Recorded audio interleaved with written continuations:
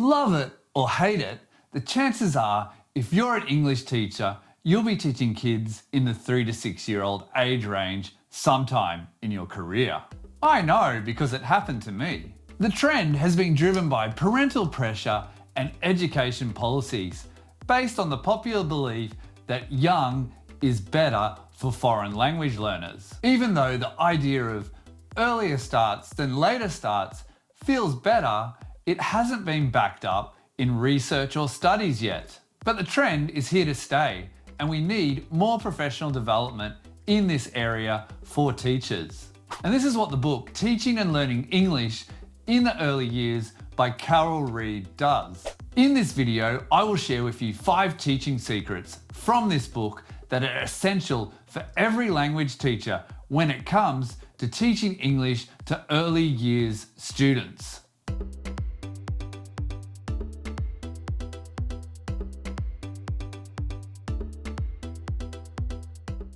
Hi, I'm Damien Herlihy, a vlogger at Pavilion ELT, and this month I had the opportunity to explore Carol Reed's book about very young learners. What I enjoyed about the book is the way that it combines life skills, emotional learning, and language learning to advance children's development. At this age, it's so important to take a whole child approach. The book is divided into 26 chapters that combine theoretical knowledge, methodological advice, and practical suggestions for the classroom. For these videos, I picked out 5 chapters that relate to my context of teaching and running a school for kids in Thailand. These insights will also be beneficial to anyone teaching or planning to teach younger students a second language. Let's jump in. There's a lot to like about puppets. They can make the classroom a great place by being a friendly, entertaining, and helpful role model that kids can connect with. At my school, the toughest part isn't the kids with the puppets, but rather getting teachers using puppets. A lot of teachers are unsure how to work with puppets and don't feel comfortable using them in the classroom. Reed's puppet tips could be helpful when it comes to encouraging my teachers to use puppets in the classroom. 1. Give the puppet a name that is short, memorable, and easy to say. 2. Decide how the puppet's going to speak. In Reed's experience, rather than attempting a puppet voice, it works best if you talk directly to the puppet and get it to whisper in your ear. Then relay back to the class what the puppet said. 3. Be aware of the different roles the puppet can play in the classroom.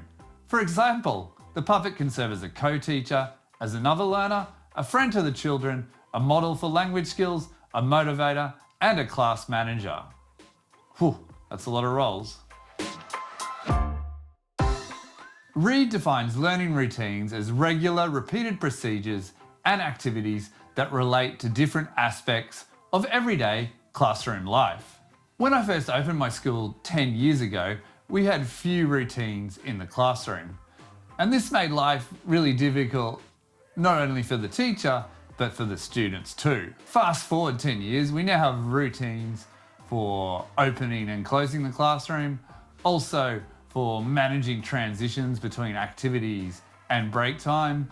And by having these routines, it makes life so much easier for when a new teacher arrives.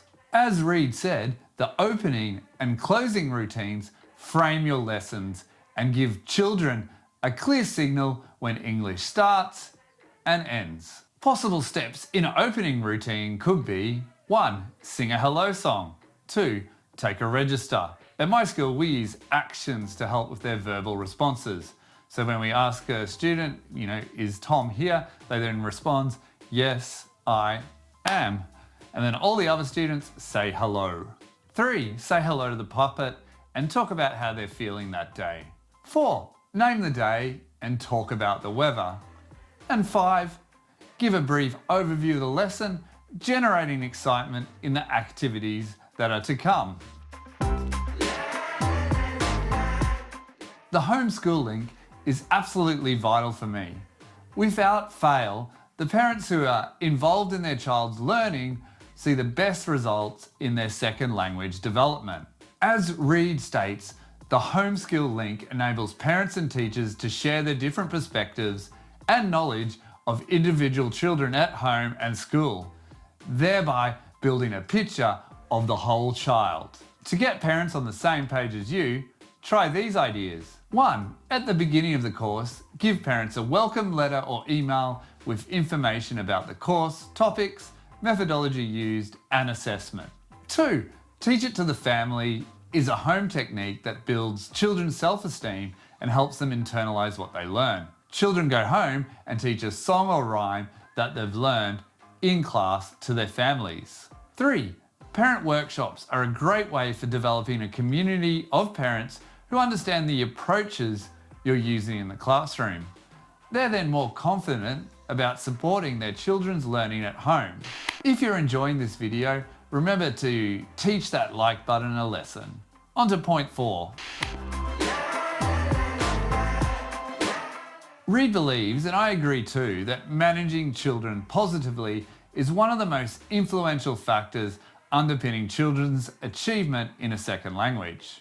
It also impacts on their development as independent and responsible learners. Here's a selection of 3 principles for managing children positively from Reed's list of 21. 1. Manage the environment. Create areas in the classroom with a carpet for circle time, also child-sized tables and chairs, a space for moving around and play, and a board and shelf with resources. 2. Create visual rules. Have visual rules with images to show a clear message of appropriate behaviour to children. These rules can be pointed to by the teacher to make sure there's no miscommunication. It's best to have only a few rules and phrase them positively, like walk, rather than don't run. 3. Model positive behaviour and language. Also, you need to embody the rules of the classroom too. Squat down to the children's level when you talk to them individually, and make sure you make eye contact, friendly expressions, and open body language. Always be polite, say thank you and please too. Reviewing learning refers to encouraging children to reflect on their learning in child-friendly ways. Learning review focuses on the 6 Ps: the product, the process, their personal views, their progress, and the plan. Learning reviews can be carried out in the following ways. 1. Opening and ending routines.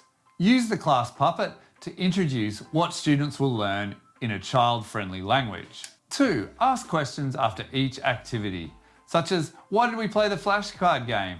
What did you learn? And 3. Ask for personal views about the different activities in the lesson. What did you like about the flashcard game? And can you tell me why? So that's just a sample of the wealth of information you can find in Carol's book. If you want to explore the whole book and find out more young learner teaching secrets, then head over to Pavilion. They offer both digital and print versions. Now I'd like to hear from you. What difficulties do you face when teaching young learners? If you like this video, please give it a thumbs up and subscribe to our channel for more videos on teaching. You can also check out the Modern English Teacher magazine for articles and insights from language teachers in the field. Thank you for watching, and I'll see you next time. Bye for now.